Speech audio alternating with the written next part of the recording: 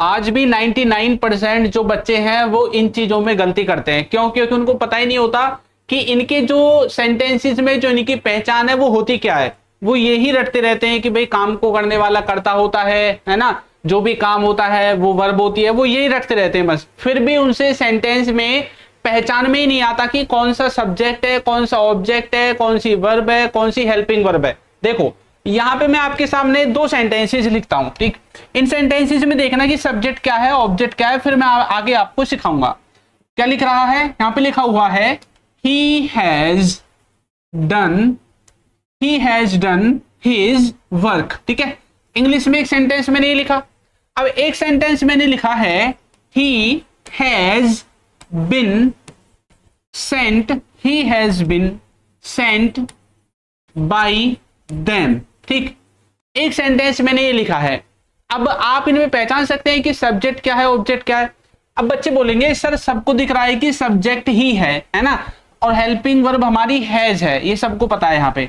अच्छा इसमें तो सब्जेक्ट ही है, तो इसमें भी क्या सब्जेक्ट ही है? इसमें भी आप कह सकते हैं कि ये जो सब्जेक्ट है इसमें ही है? नहीं, इसमें आप नहीं बोल सकते कि सब्जेक्ट ही है। क्यों? क्योंकि ये जो सेंटेंस है ये पैसिव वॉइस में है, और इसलिए यहाँ पे सब्जेक्ट आपका क्या है? देम है। क्या है सब्जेक्ट? सब्जेक्ट यहाँ पे देम है। ये ही तो यहाँ पे ऑब्जेक्ट है। क्या है ही यहाँ पे? ऑब्जेक्ट, ठीक है। तो देखा आपने, एक ही सेंटेंस में ही हमारा सब्जेक्ट निकला और इसमें हमारा ऑब्जेक्ट निकला। हो सकता है कुछ बच्चों को अभी जो मैंने बताया ना ये भी समझ में ना आया हो, लेकिन 10-15 मिनट की वीडियो है, इसको एक बार देख लो, उसके बाद कभी भी आपको जो है डाउट नहीं आएगा, ठीक है। सबसे पहले मैं आपको कुछ वर्ड्स दिखाना चाहता हूं जो इनके अंदर आपको देखने को मिलते हैं। देखो नॉर्मली जब आप सेंटेंस बनाते हैं तो सेंटेंस में इन चीजों की जरूरत पड़ती है ना, कि भाई सब्जेक्ट भी हमें लगाना होता है, फिर हमें जरूरत पड़ती है हेल्पिंग वर्ब की। किसकी? हेल्पिंग वर्ब, ठीक है। हेल्पिंग वर्ब लगानी पड़ती है, फिर हमें वर्ब लगानी पड़ती है, और लास्ट में हमारा ऑब्जेक्ट आता है।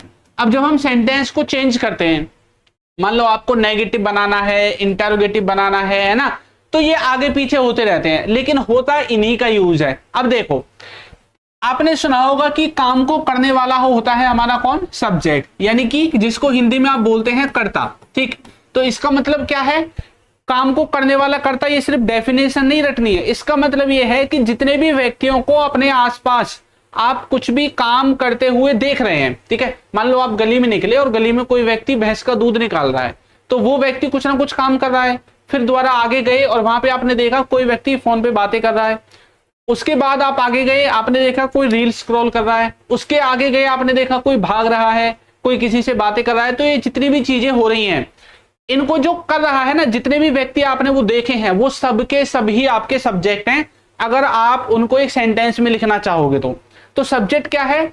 जो व्यक्ति काम को करता है। अब वो अब कर रहा है, पास्ट में उसने किया था, आगे करेगा, ये मैटर नहीं करता, लेकिन काम को जो भी व्यक्ति करेगा, जो भी आपको दिख रहा है ना, वो ही सब्जेक्ट है। अब देखो यहां पे जो सब्जेक्ट है ना, सब्जेक्ट में कुछ वर्ड्स होते हैं, ठीक है।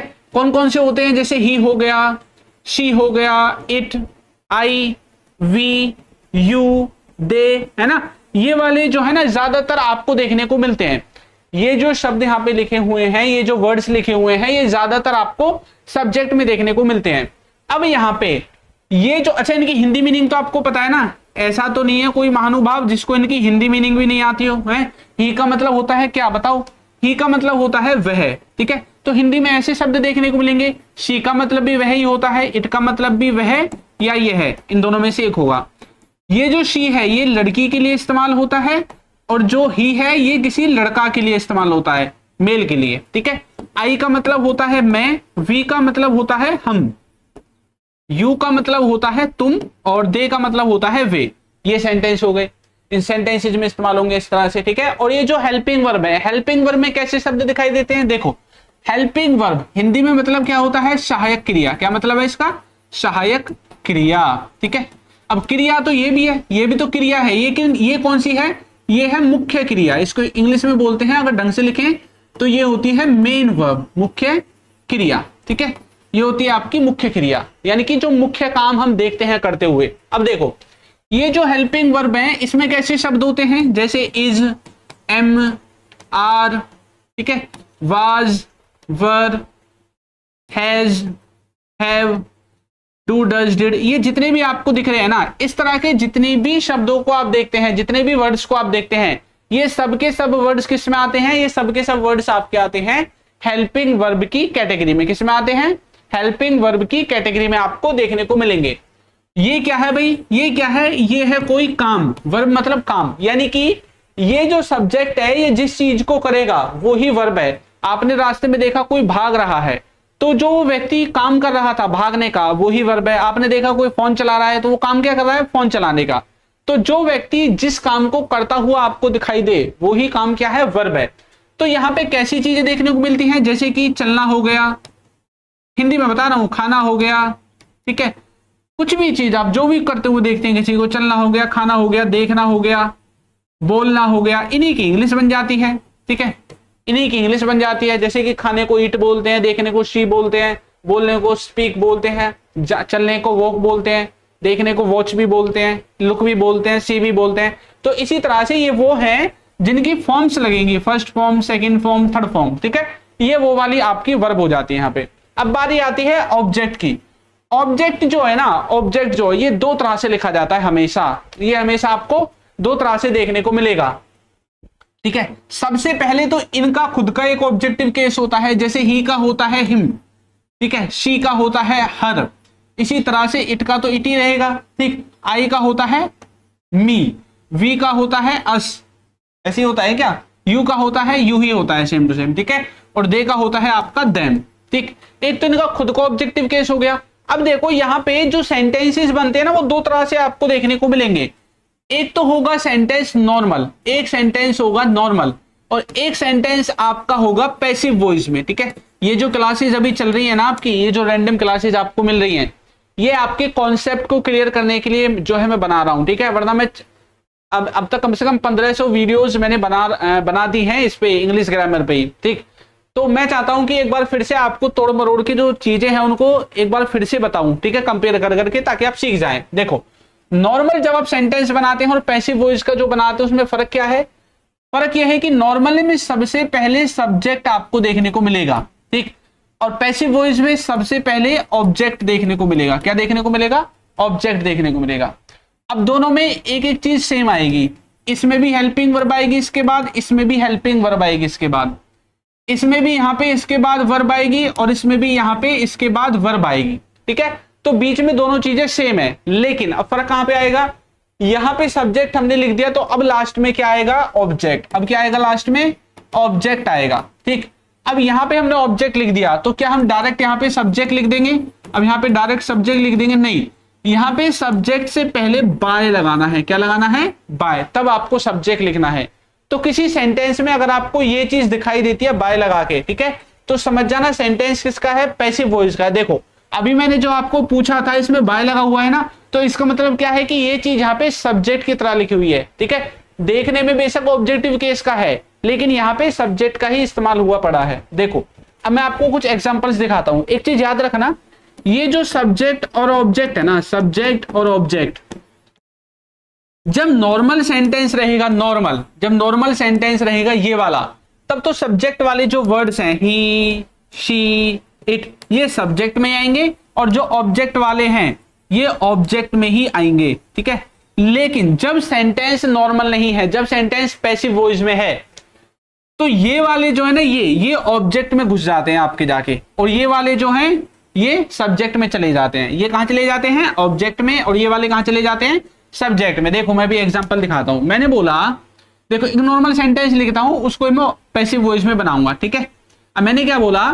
मैंने बोला आई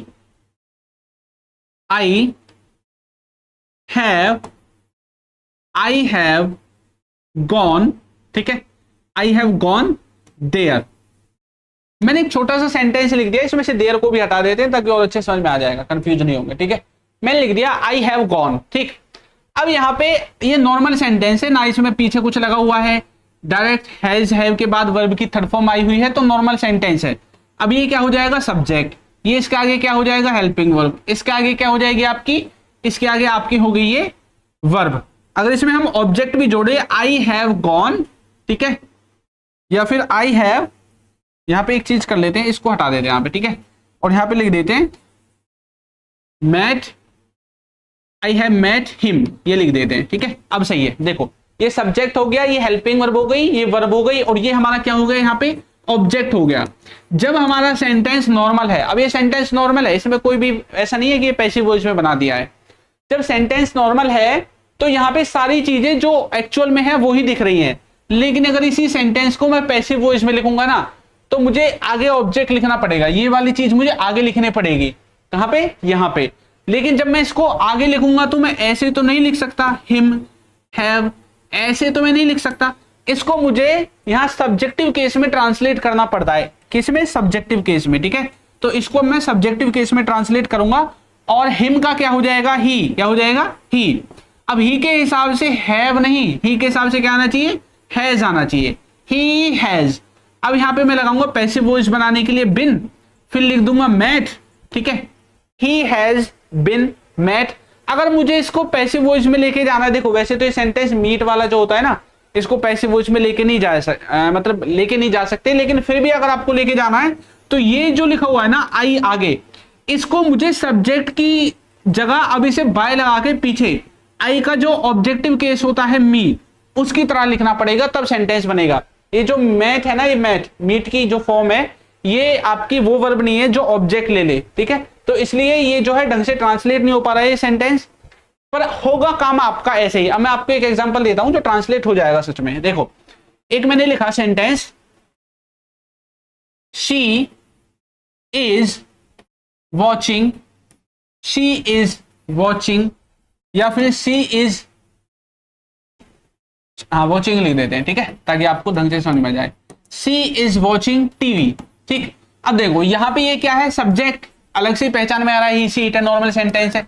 ये क्या है, हेल्पिंग वर्ब, ये क्या है, वर्ब, और ये क्या है आपका ऑब्जेक्ट की तरह काम करेगा। किसकी तरह, ऑब्जेक्ट की तरह, ये ऑब्जेक्ट ही है। अब मुझे यदि इसे पैसिव वॉइस में लिखा हुआ मिले तो मुझे कैसे मिलेगा, सबसे पहले मुझे ऑब्जेक्ट मिलेगा लिखा हुआ टीवी। अब टीवी तो किसी का नाम है, मैं नाम को चेंज नहीं कर सकता, मैं नाम को ही सी इट में नहीं लिख सकता, ठीक है। नाम तो भी जैसा है नाम आपका वैसा ही रहेगा। तो यहां पे मैंने क्या लिख दिया, टीवी डायरेक्ट लिख दिया। अब मुझे इजमार में से इजी लिख देंगे टीवी के लिए, ठीक है। अब मुझे पैसिव वॉइस में लेके जाने के लिए इसको बीइंग लिखना पड़ेगा। पैसिव वॉइस की खासियत है आपको बीइंग देखने को मिलेगा या बिन देखने को मिलेगा, ज्यादातर ये चीज आपको देखने को मिलती है, ठीक है। टीवी इज बीइंग, अब वॉच की मुझे थर्ड फॉर्म यहां पर देखने को मिलेगी वॉच्ड, ठीक है। TV is being watched. अब ये जो सब्जेक्ट है ना, अब ये ऑब्जेक्ट की तरह काम करेगा, मतलब ये जो आगे सब्जेक्ट लिखा हुआ है, जब ये पीछे सब्जेक्ट बनेगा तो बाय लगा के, अब मैं यहाँ पे शी नहीं लिखूंगा, सी का जो ऑब्जेक्टिव केस होता है वो मैं लिखूंगा हर। TV is being watched by हर। तो अब यहाँ पे ये जो है ना, ये बाय लगा के बेशक मैंने हर वाला फॉर्म, नॉर्मल सेंटेंस का ये ऑब्जेक्ट है, लेकिन जब मैं इसको पैसिव वॉइस में बना रहा हूं तो इसके साथ अब ये फिलहाल सब्जेक्ट की तरह काम कर रहा है। किसकी तरह काम कर रहा है, सब्जेक्ट की तरह, ठीक है। कुछ क्लियर हुआ आपका डाउट कि किस तरह से इनको पहचानते हैं, सब्जेक्ट को और ऑब्जेक्ट को। हेल्पिंग वर्ब पहचानने में कुछ है ही नहीं, मैं कुछ सेंटेंसेज लिखता हूं, एक बार में आपको पता चल जाएगा। मैंने लिखा Rahul, Rahul had to go there, ठीक है। Rahul had to go there, they will have come, ठीक है, they will have come, इतना ही लिख देते हैं। आगे देखो नेक्स्ट सेंटेंस है, she has a beautiful toy, ठीक है, she has a beautiful toy। एक सेंटेंस और लिखते हैं, रीना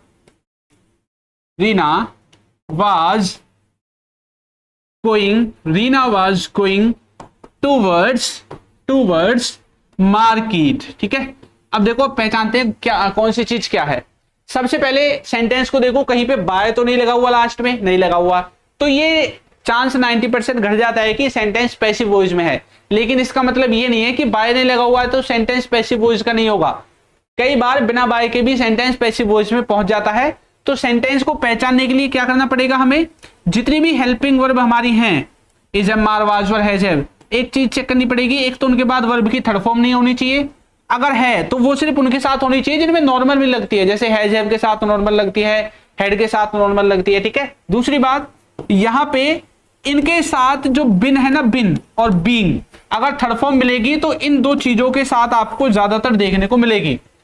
बिन के साथ और बीइंग के साथ थर्ड फॉर्म देखने को मिलेगी ज्यादातर पैसिव वॉइस में। देखो इनमें देखते हैं पहले, कहीं पे एक तो इसमें हेड के साथ बिन है ही नहीं, विल हैव है लेकिन बिन नहीं है, ठीक है, तो ये पैसिव वॉइस में कोई सा भी नहीं है। अब देखो इसका मतलब राहुल हमारा क्या है, सब्जेक्ट है, दे हमारा क्या है, सब्जेक्ट है, शी हमारा सब्जेक्ट है और रीना हमारी सब्जेक्ट है। तो जो सबसे पहले लिखा हुआ है वही हमारा क्या हो जाएगा, यहाँ पे सब्जेक्ट हो जाएगा, ठीक है। आगे देखो लिखा हुआ है हैड, फिर लिखा हुआ है विल हैव, हैज और वाज।